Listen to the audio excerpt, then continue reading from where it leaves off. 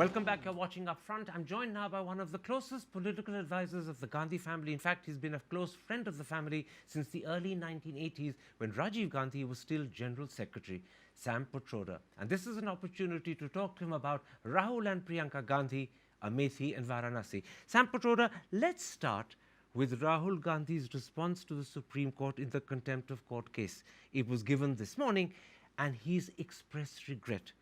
And I want to ask you a simple question. Is regret the same as an apology, or does it stop short? I don't know that. Okay, I am not really qualified to look at these legalities. I can tell you more about what I think of Rahul Gandhi. I can tell you about my relationship with him as opposed to legalities of the issue. No, I'm not asking about legalities. I'm simply asking, as a common man hears the word regret.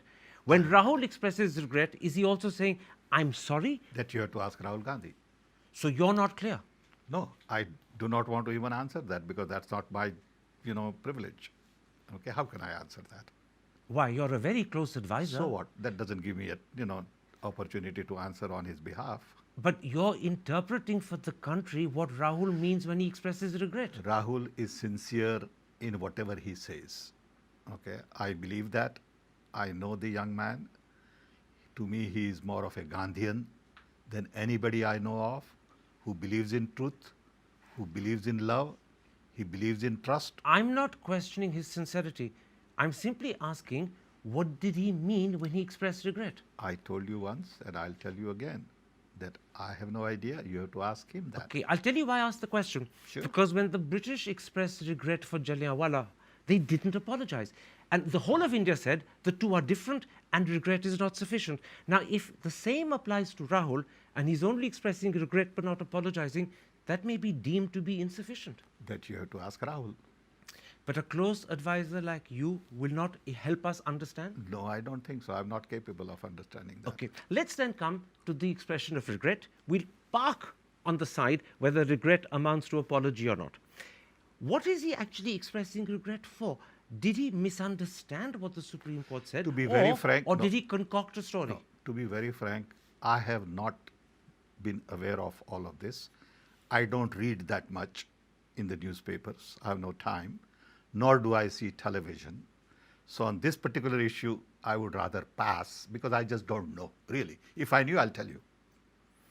Believe me, I have no idea because I haven't even spent 5 minutes on it. The reason this became No, it may be a big issue for you. No, not for me, for the It country. may be a big issue for the country because today it's a big news, but I have no idea. Okay, let's not talk about the details. Was it embarrassing for Congress when the Chief Justice in open court said, in reference to what Rahul claimed the Supreme Court had said, the Chief Justice said, we did not say any such thing. Was it embarrassing that the Chief Justice should be contradicting the President of Again, I am Congress? saying you are touching on a topic on which I have nothing to say, whether it is Chief Justice or it is Rahul Gandhi or what he said, because I do not keep myself updated on what happens in media every day. But you've been living in India for the last 10 days. Of course I have been. So but I you're don't well read- I aware don't of what Rahul said. No, I don't read newspapers at all. At all? At all. You don't watch television? I don't watch television at all, not even for 5 minutes. You don't talk to friends who mention this controversy. No, But- I am too busy doing my own thing. But you're really suggesting, Mr. Pitroda, that you were in a cocoon, in a little ivory tower of your own? That possible, okay, because I have a job to do and I do my job the way I think it is right to do, and it doesn't really matter. People will say, listening to you, is this a clever answer given by a close advisor because anything else It might doesn't embarrass matter Rahul? what people say. All I'm saying is what I have to say. I think you are beating on a topic which has no meaning to me because I don't know enough about it. Okay. It is like asking a physicist about health issues. Let me broaden the subject and ask you about Rahul rather than about what Rahul said. Exactly. Unfortunately, this is not the first time Rahul's loose talk has got him into trouble. It happened in January with regard to Mr. Parikar. It happened last year with regard to Emmanuel Macron. And people ask the question, why is Rahul so prone to loose talk? Why does he say these things? No, I think you have to look at it differently, okay? At times, Rahul speaks his mind like I do. You would try to drag me into something and I would continue to say, look, this is something I don't know. If I knew, I'll tell you. And it is good to speak your mind. In India, everybody is too concerned about every word you speak. Even ordinary level. It is good to speak your mind once in a while. I don't deny for a moment that it is good to speak your mind, but surely what you say has to be factually correct. It depends. But On then what? again, you have to ask him. No, I'm not asking him about a specific instance. Yeah. I'm simply asking you, he's got a reputation today of being prone to loose talk. And people ask, why is he prone to this? I don't think so. I think that's what people's interpretation. People have a lot of interpretations about him. This is a mistaken interpretation? I think so. But there are at least 3 or 4 instances I can So think of. fine. Out of thousands of instances, there are 3 or 4 instances. Perfectly okay. What's the problem? I don't understand.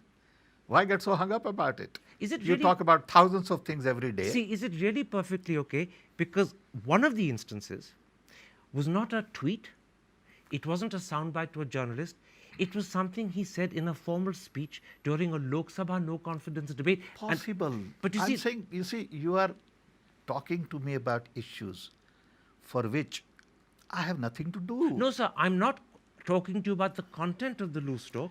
I'm talking to you about a different issue. I'm saying that if something Rahul, as Congress president, says in a Lok Sabha debate, people turn around and say he doesn't care about the sanctity of Parliament. Parliament is somewhere You see, where the this- president speaks No, and the Congress Karan, president is this careful. conversation you need to have with Rahul and not with me.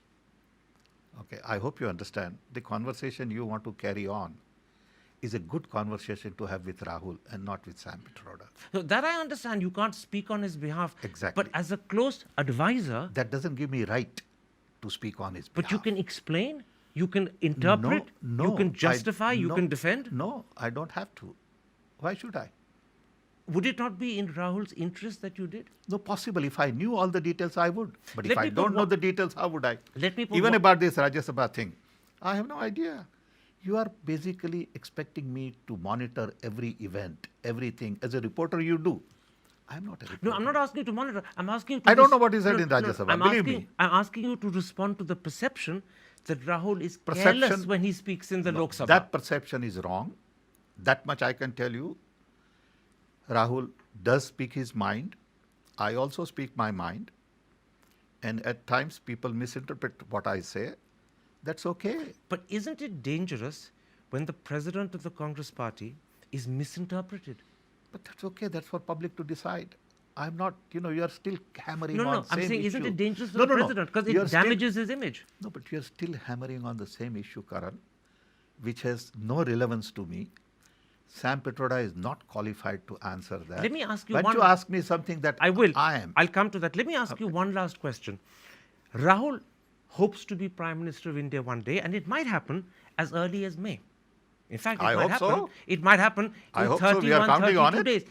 We are counting but on the it. question people ask, is a man who's so often prone to loose talk fit to be Prime Minister? Absolutely. This is He is raising not questions loose about talk. his fitness. First of all, don't say that person is used to loose talk. But what is this if not loose talk? This is basically opening his mind and talking about. But getting it wrong repeatedly. That's okay once in a while to be wrong. What's the problem? If you're doing 100,000 things, you are wrong for 3 times. What's the problem? I'm wrong many times. I'm delighted that I'm wrong. Is it not at times. embarrassing when a man who No. hopes to be Prime Minister is wrong? No. We are all human beings. We all make mistakes. It is good to make mistakes. You make mistakes only if you do things. So come back to my question. What do you say to people who use these instances of loose talk to question whether Rahul is fit to be Prime Minister? I can tell them only one thing. The man I know is unique because to me he is Gandhian. What does Gandhian mean? I'll tell you in a minute what Gandhian means. To me, Gandhian means guy who believes in truth, guy who believes in trust, guy who believes in love, concern for minorities, concern for poor,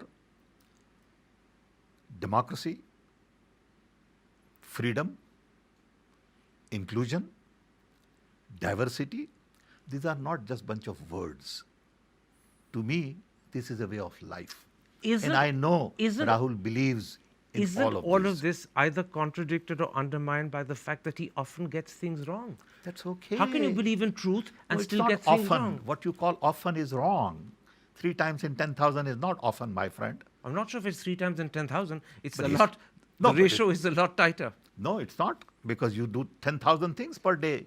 You Okay, say, at that he level, believes in truth. absolutely. Arun Jaitley has repeatedly called him But a that is congenital liar. But that is Arun Jaitley's privilege. Okay, I can call Modi liar all the time, but that's my privilege. Okay, and somebody who loves Modi would say Sam is wrong. That's his privilege. That's what democracy is all about, my friend. Okay, tell me this. You're very close to Rahul. People have heard your defense of Rahul. It was delivered with tremendous passion and conviction. You were very close earlier to Rajiv Gandhi. How do the two compare? I think both come from a different sort of era. You know, Rajiv Gandhi era was really early days of privatization, liberalization, free market economy. Rajiv Gandhi era had only 2 million phones. India was not connected. Technology was just new to a lot of people.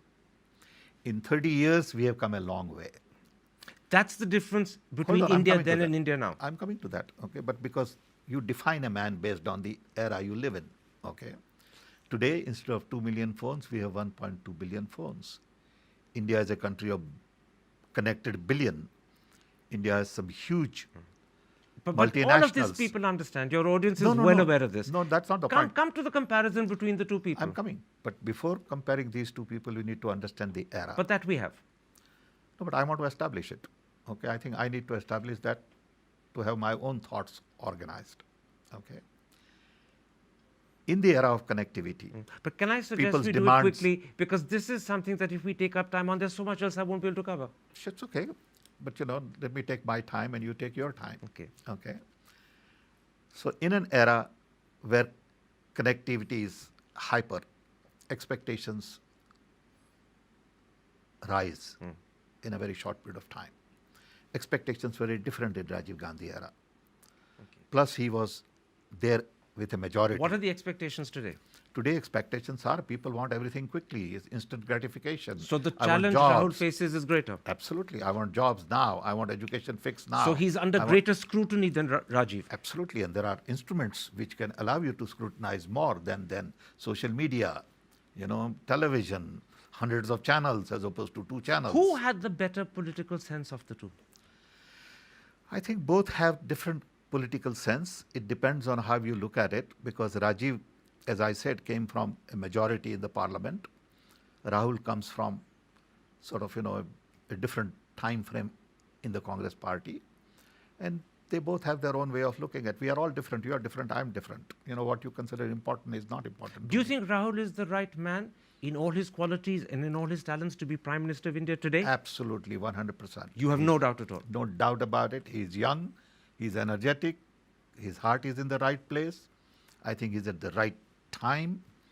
And I think it's perfect combination. Let's move from Rahul to Priyanka Gandhi. She's been General Secretary of the Congress Party in charge of Eastern Uttar Pradesh for 2.5 months.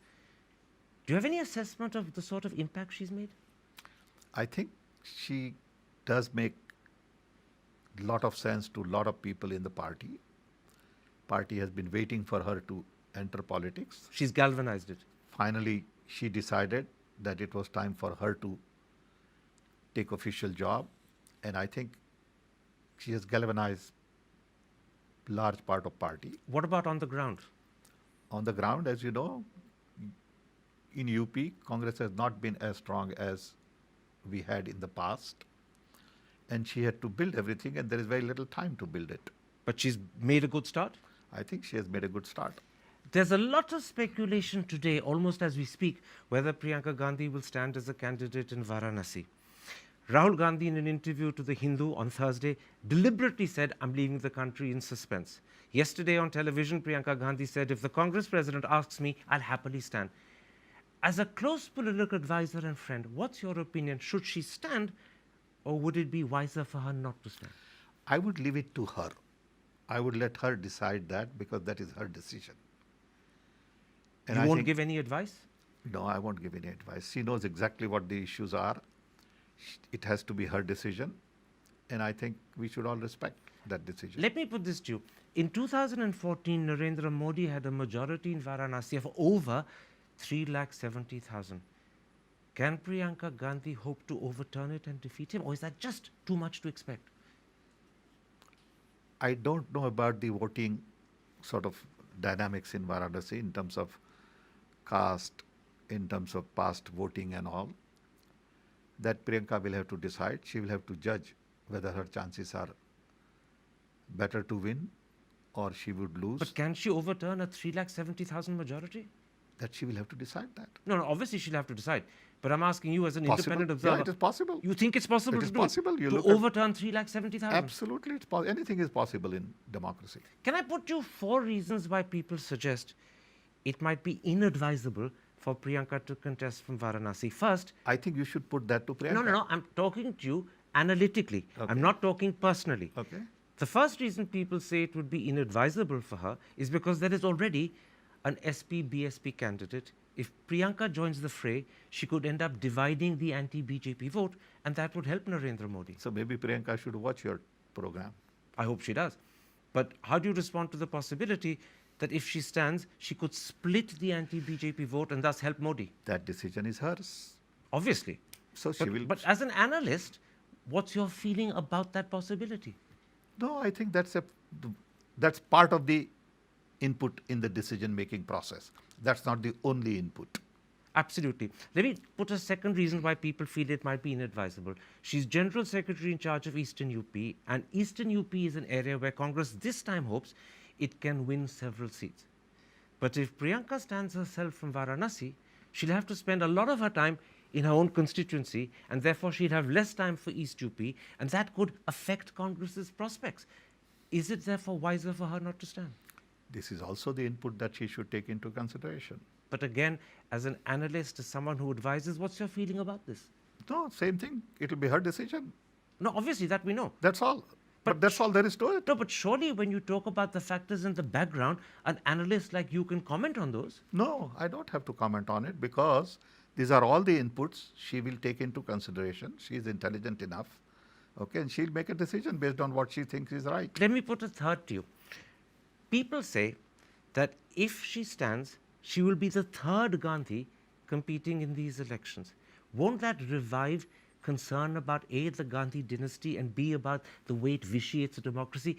Would that be advisable? I don't think so. I don't think that's a problem. She's a candidate. She just happens to be Gandhi. People will have to decide whether to vote for her or not. You know, it's a democracy. But Anybody the has fact a right is she's to contest. standing because she is a Gandhi. That's okay. That's her It's privilege. not despite the fact, it's because of. No, that's okay. But then people will have to decide that. People will have to take that into consideration. So in the middle of this tense election where defeating Mr. Modi is so important, won't you be giving him an opportunity to raise the Gandhi dynasty? And won't that be something you should avoid rather than encourage? But that is also something that she has to decide. You and I don't have No, any. obviously. So this she'll is- decide that. Bro, I know she'll decide it. I'm That's simply okay. asking as an analyst, how do you respond to this concern? I don't want to respond. I don't have to respond. I think this is one of the inputs. You know, why do you expect me to respond to something that is her decision? Same thing with Rahul. That is his choice. Okay?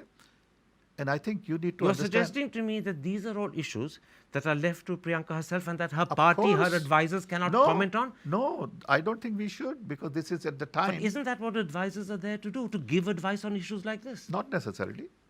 All the inputs are available to her and ultimate decision has to be hers. But sometimes when inputs are available, people don't take them into consideration the way they should. Advisors help point out matters and say, have you thought about this carefully? Yeah, but you know, that happens in a close sort of atmosphere, and that is not for public to, you know, decide. That's for her to decide. That may be for 3 guys who are her political advisor to decide. Let me put a fourth and final reason why people feel it might be inadvisable for Priyanka to stand from Varanasi. It would revive what's called the Vadra factor. Once What again, I the think you press should and do- politicians what I would be think you talking should about do- Vadra's corruption, in quotations, and that would create a cloud that would hover over Congress just when you need sunshine. But let me tell you, she is intelligent enough to deal with all of these issues. She has thought through it. Whatever she decides, I would respect, I would support as a party man. But you won't advise, you won't caution, you won't warn. No, I would not because I think she knows all the issues. Who am I to warn her? She knows all Is the there issues. anyone else in Congress who's advising, warning, cautioning her? No, but she knows all the issues. Okay, she knows. She's capable of understanding these issues. Okay, you don't need to advise everybody on You know, every step even of walking. Indira Gandhi used to accept and want advice from people who were So in I'm a sure, position to give it. No, I'm sure this has been discussed in the past. What I'm saying is at this point in time, she knows all the issues. And I'm sure people have talked to her in the past about it, and she will decide, respect it. Let's come to Amethi. A few weeks ago, it was announced that Rahul Gandhi will be standing from Wayanad as well as Amethi. And in fact, if I'm not mistaken, the voting in Wayanad happens tomorrow. Many people say that, in fact, the reason Rahul is standing from Wayanad is because he's scared he's going to lose Amethi. Wayanad, therefore, is intended as a safety net. Wrong. Why do you say it's wrong? Because I know it's wrong. Can I give you one reason why people think it's not wrong? No, that's people's privilege. No, but just listen to the facts. Yeah, that's okay. In 2014, That's okay. Rahul's majority in Amethi was reduced to just 107,000. Smriti Irani did away with over 250,000 votes that he had earlier. Secondly, this time, the BJP will throw all its resources, all its money, all its talent into trying to defeat I can tell you Rahul. only one thing. Rahul will win in Amethi, 180%, no questions. It is that confidence we all have. What is Rahul it will based win upon? What is this confidence based on the upon? ground level information that we have. Which is what? People talking to you. People talking, surveys we have done, and all that. I accept that you must have done very good surveys and you have, I'm sure, good ground level don't mean feedback. me. I But don't mean me. Congress, obviously. I mean, you as Congress, you're a close advisor of the Congress. You're part of that team of Congress people who meet every day at 4 o'clock. That's why when I say you, I mean Congress. But let me give you one reason why people feel the trend in Amethi is moving away from Congress. In the 2017 State Assembly elections, Why don't we wait for a while? well, can I and you will finish see the question? result? Let me finish the question, and I'm happy to wait if that's your answer. In 2017, in the State Assembly elections, Congress lost all 5 assembly segments in Amethi. BJP won 4. In 2012, BJP had won none.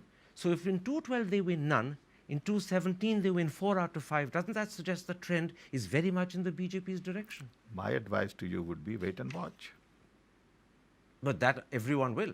That's it. Then that's the thing to do right now. So your answer to me is that I, Sam Pitroda, am Believe that very Rahul will confident 100% he will will win. Give me Absolutely. Give me some sense of with what sort of majority. That I don't know. Would it be more than 107,000, which is what it was Probably. last time? Probably. Only probably. Probably. Only probably. Probably. That's all I can tell you. But that's not great confidence when you say only probably. That's okay. What's the problem with that?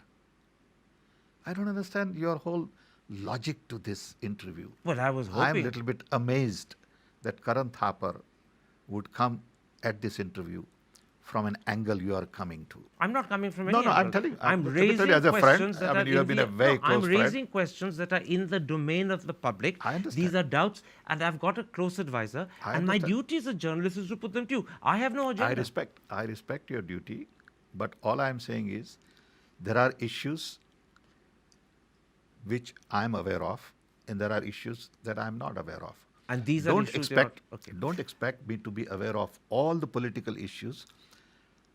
I come from a very different background. I'm not someone who has contested election at all in my life. I'm not a member of Rajya Sabha.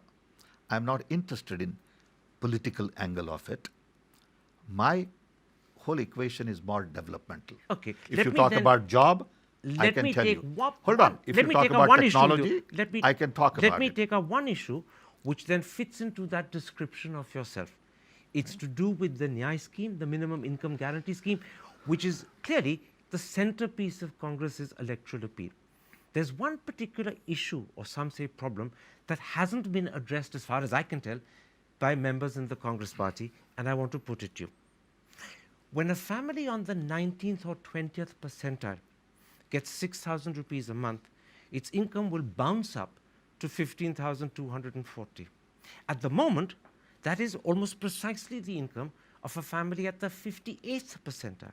The problem is, when you take a family from the 19th or 20th percentile up to the 58th percentile, and all the in-between families do not benefit, you could create enormous resentment and that might be inadvisable for Congress. How does Congress address this problem? So first of all, the basic scheme of Nyaya is to provide 72,000 rupees to 50 million families who are so-called below poverty line. That amounts to about $50 billion in a $3 trillion economy. We believe it is doable. So now when we start execution on it, there will be a group of experts set up.